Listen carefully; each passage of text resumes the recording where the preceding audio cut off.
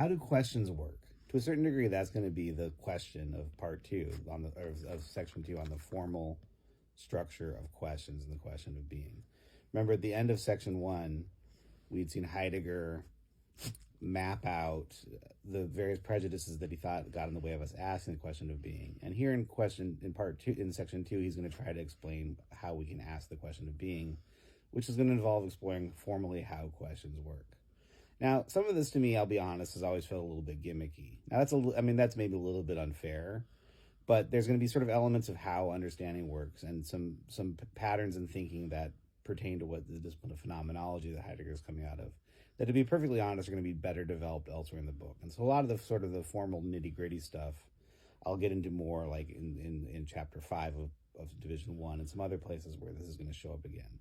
But the key thing to notice here, as Heidegger gets into questions, is going to be the use that he's going to try to put a certain amount of ambiguity about how questions function into play in understanding how being works.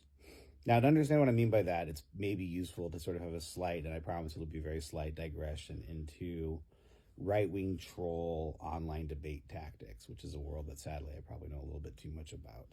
There's a thing that right-wing trolls and debaters like to do where they insist that you stipulate in advance an incredibly precise definition for every term and stick to that.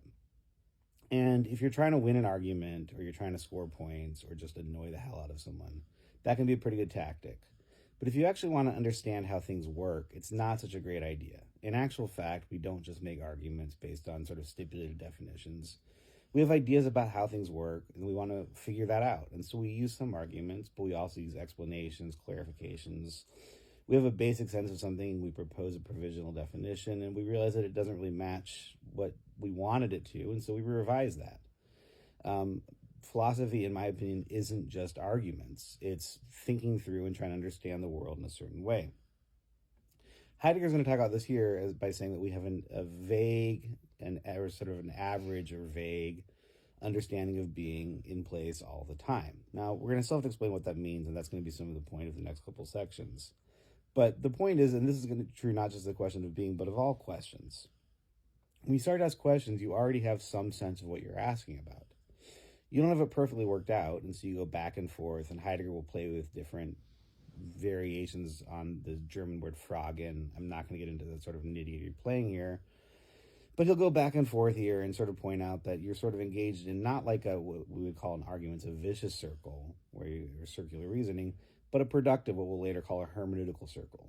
You're explaining something, you're re-clarifying it, but there's always this fundamental ambiguity or vagueness. No one question perfectly matches the phenomenon that you're trying to get at. And that's going to be true for Heidegger of all questions. But what about the question of being specifically? Remember, one of the ways that we ask questions and try to define things is by bouncing them off of related terms or other things. And here Heidegger will give a litany of things. I feel bad for the translators here because this litany is actually going to get into a lot of the more technical terms later in the book. Again, I'm not going to worry about those yet because Heidegger's not using them technically here. What he is going to focus in on is the very fact of asking questions. Let's start by asking what kinds of beings ask questions. And he's going to use this term for this. This is going to be a term that we're going to have to explain more. Dasein. That's a German word that just basically means existence. It's going to be, as we see, related to the root word for being too. He's going to use it specifically to refer to human beings in the capacity of asking questions. So what does it mean that we're the kinds of people who ask questions? And how does this ask us these sort of bigger, broader questions like the question of being? That's what we're going to explore as we get into sections 3 and 4. But up front, I do have to sort of clarify one more thing, and I'll clarify that in another video, but I want to just briefly introduce it here. I've been making a lot of the mythology of being, and here we're actually going to see Heidegger be pretty critical, it looks like, of mythology, or of myth.